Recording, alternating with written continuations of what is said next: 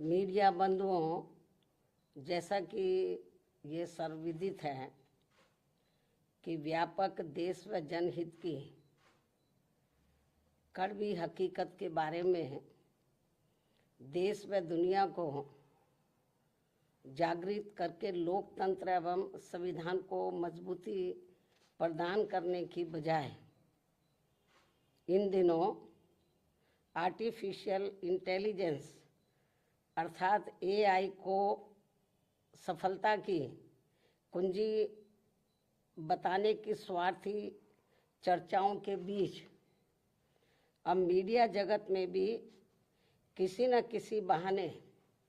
BSP के बारे में ये चर्चा है कि उत्तर प्रदेश में पार्टी विधानसभा का होने वाला अगला चुनाव गठबंधन में लड़ेगी। इसकी ये आम चर्चा है, जो विशुद्ध रूप से लोगों को गुमराह करने की नीयत वाला ये फेक न्यूज़ है। अर्थात ये बिल्कुल गलत, झूठ, हवाई में मनगढ़ंत खबर है तथा ऐसे में नेताओं के साथ साथ मीडिया को भी इस प्रकार की कटी पतंग जैसी उड़ान भर के अपना मजाक खुद उड़ाने से जरूर बचना चाहिए। जबकि इसके बारे में अर्थात अकेले अपने बलबूते पर चुनाव लड़ने के बारे में बीएसपी की राष्ट्रीय अध्यक्ष द्वारा मेरे द्वारा खुद एक बार नहीं बल्कि कई बार सार्वजनिक तौर पर तथा खास तौर से दिनांक 9 अक्टूबर सन 2025 को बीएसपी के जन्मदाता एवं संस्थापक मान्यवर श्री कांशीराम जी के पुण्यतिथि के मौके पर लखनऊ में आयोजित विशाल महारैली में भी इसकी खुली घोषणा की गई है, जिसकी पूरे देश भर में चर्चा होने के बाद अब ऐसी किसी भी चर्चा व बहस आदि की कोई संभावना नहीं बची है। लेकिन फिर भी कुछ लोग और कुछ मीडिया भी इनकी घिनौनी साजिश में पड़कर इस प्रकार की फर्जी उड़ान भरकर अपना समय और इमेज दोनों बर्बाद करते हैं, तो इसे फिर बीएसपी विरोधी हथकंडा ही माना जाएगा, जिस पर लोगों को ध्यान देने की बिल्कुल भी ज़रूरत नहीं है। ये जो उल्टी पुल्टी गलत जो खबरें देते रहते हैं अलायंस को लेकर, तो इस पर लोगों को ध्यान देने की बिल्कुल भी ज़रूरत नहीं है। वैसे भी बीएसपी के लोगों को ये अच्छी तरह से मालूम है कि कांग्रेस, सपा व भाजपा आदि इन पार्टियों की सोच संकीर्ण व परम पूज्य बाबा साहब डॉक्टर भीमराव अम्बेडकर विरोधी होने के कारण इनका अम्बेडकरवादी बीएसपी से गठबंधन करने की नीति केवल इनके वोटों का राजनीतिक व चुनावी स्वार्थ है तथा इनसे गठबंधन करने से बीएसपी को केवल नुकसान ही नुकसान होता है, फायदा नहीं। और इसलिए बीएसपी के लोग अपने 2027 के मिशन में अकेले ही पूरे जी जान से लगे हुए हैं, जिस पर से उन लोगों का ध्यान भटकाने के लिए ही इस प्रकार की घिनौनी साजिशें ये लोग करते रहते हैं। ऐसे में पार्टी के सभी लोगों से यही अनुरोध है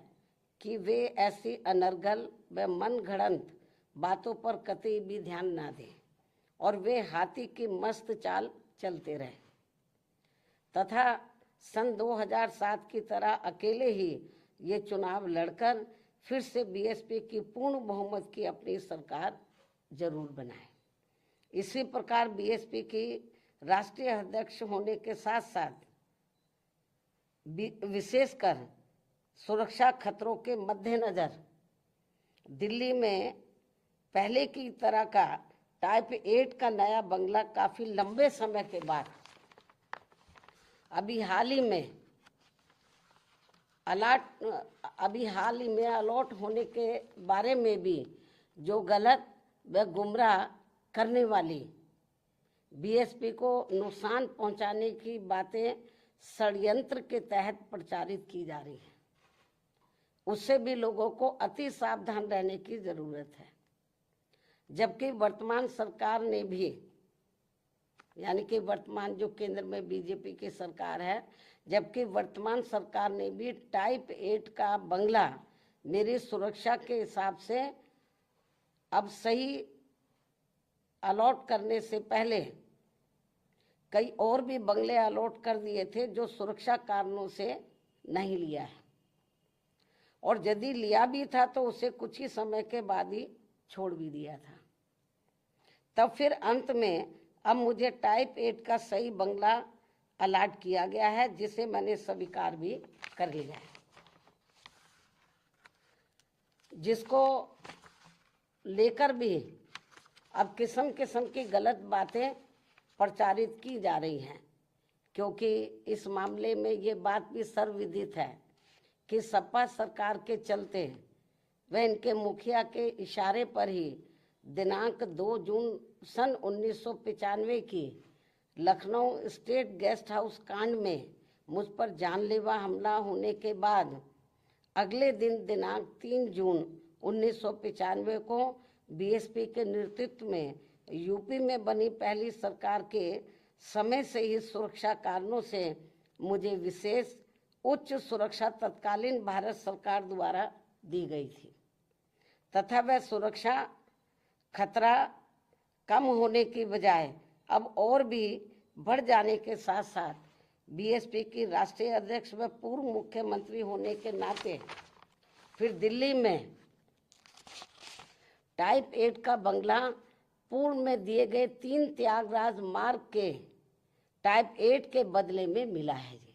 पहले भी मुझे टाइप 8 मिला हुआ था जो तत्कालीन भारत सरकार द्वारा दिया गया था। इस प्रकार पार्टी की राष्ट्रीय अध्यक्ष एवं पूर्व मुख्यमंत्री होने के नाते व खासकर सुरक्षा आदि कारणों से केंद्र में रही कांग्रेसी सरकार के समय से ही मुझे टाइप 8 का बंगला मिलता रहा है, तथा अब इसको लेकर किसी भी प्रकार से संकीर्ण व अति घिनौनी राजनीति करना उचित नहीं है। इतना ही नहीं बल्कि जैसे जैसे चुनाव नजदीक आएगा तो विरोधियों के साम दाम दंड भेद आदि के हथकंडे तथा बीएसपी को सत्ता से दूर रखने के षड्यंत्र और भी बढ़ते जाएंगे, जैसा कि हमेशा से होता रहा है। इसलिए केवल यूपी ही नहीं बल्कि पूरे देश भर में सभी अम्बेडकर वादियों को विरोधियों के दांत खट्टे कर देने वाली केवल एकमात्र अपनी पार्टी व उसके आयरन नेतृत्व पर पक्का व पुख्ता भरोसा करके परम पूज्य बाबा साहब डॉक्टर भीमराव अम्बेडकर के आत्मसम्मान व स्वाभिमान के मूवमेंट को मजबूती प्रदान करने हेतु मिशनरी भावना के साथ इन्हें पूरे तन मन धन से लगे रहना बहुत जरूरी है। ये मेरी अपील भी है। धन्यवाद। जय भीम व जय भारत।